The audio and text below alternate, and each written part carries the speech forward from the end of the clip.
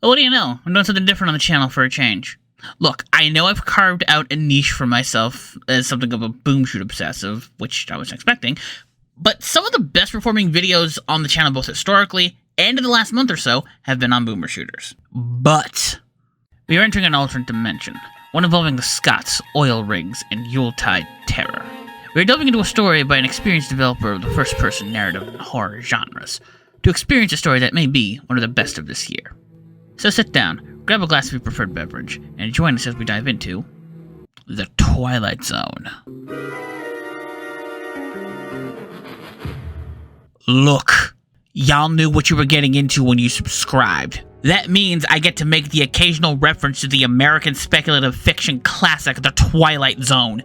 But with that out of the way, we're getting into the topic of this week's video, Still Wakes the Deep.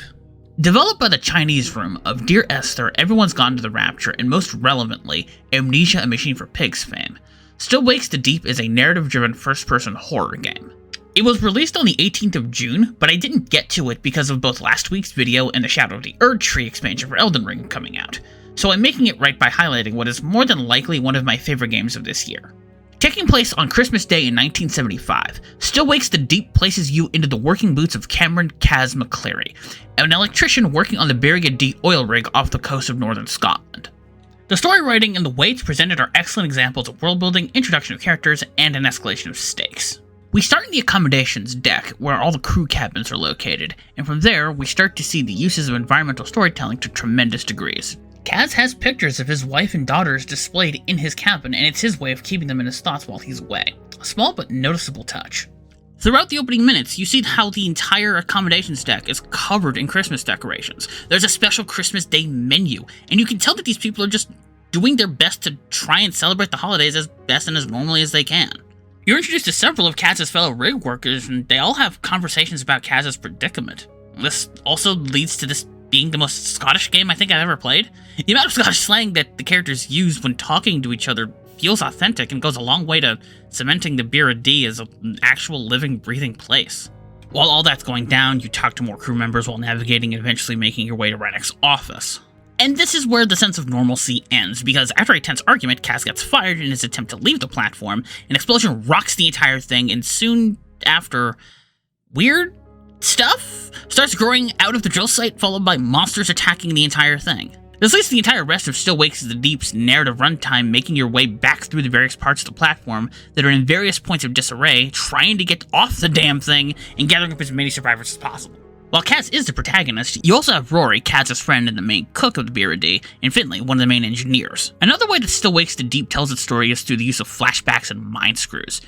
You get some looks back on how Caz ended up on the oil rig to begin with, and there's some weird hallucination type stuff that I'm not going to get into because of spoilers. All of these tie into weave a narrative that starts explosively and does not let up, with some surprises and even an ending that you don't want to be spoiled for you. While the writing is good, it's not the only way that the story is told. Remember how I mentioned environmental storytelling? That's also used to great effect. Aside from the aforementioned Christmas decorated accommodations deck, the other areas of the Berriga D are subject to some interesting changes as the narrative goes on. Between the destroyed parts of the platform from the explosion and the weird glowing plant things rising from the depths and the weird meat moss stuff you find all over the rig, it's clear that whatever is happening on the oil platform is some incredibly messed up shit. The one thing that constantly stuck out to me was more in the flooded environments. You see the shimmers of the oil and natural gas mixing with the seawater to make something otherworldly and weird. And it's contrasted by the strange effect on the corners of the screen that make it so that even being near this shit is dangerous. It's incredibly interesting. Wait a minute. Isolated in the middle of nowhere? A bunch of schmoes doing their best to survive an ancient, possibly alien entity that they shouldn't touch? A dwindling cast of characters? McCleary, McCready. This is just the thing! No, not that one. That's Ben Grimm. There we go. Yeah, a lot of the plot and trappings are weirdly reminiscent of John Carpenter's 1982 horror classic. Not a complete one-to-one, but it was enough to dawn on me during the writing of the script. But I'm not opposed to this because John Carpenter's version of The Thing is my favorite horror movie of all time. Quick tangent, how have no game studios tapped John Carpenter to make music? The man's super into games and he'd probably be into the idea. I know that there's that Toxic Commando game that he's collaborating with Saber Interactive with, but We could have had a Dead Space game with his music. How sick would that have been? I'm getting off topic. Let's tone it down and talk about how the game plays for the most part. The gameplay of Still Wakes the Deep is more of the narrative horror bent than the traditional survival horror bent. This makes sense because the Chinese room focuses more on games as interactive narrative pieces, and they took the same approach when they were developing Amnesia Machine for Pigs. You primarily run around flipping switches and doing some light first-person platforming and puzzle solving to traverse from area to area and to complete the main mission objectives that are given to you. While I, a mainly gameplay first and let your game's mechanics do the storytelling for you guy, I like what it's doing. You're not a member of STARS or an engineer who's weirdly equipped to handle a horde of alien flesh golems with the superpower of non-OSHA compliance. You're just a guy trying his best to stay alive in a nightmarish hellscape. And this is best exemplified in the stealth sequences. Every now and then, you run into one of the mutated members of the crew.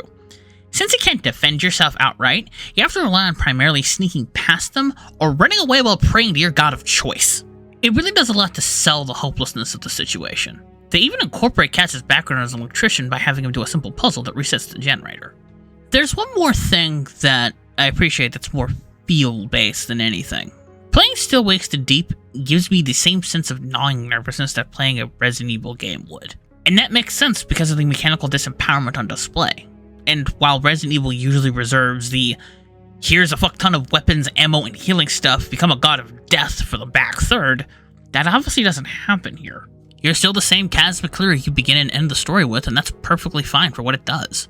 Overall, the gameplay, while sparse compared to what I'm used to, is still exemplary for imbuing that aforementioned sense of dread. Still Wakes the Deep is, with all of that taken into account, an exemplary horror experience.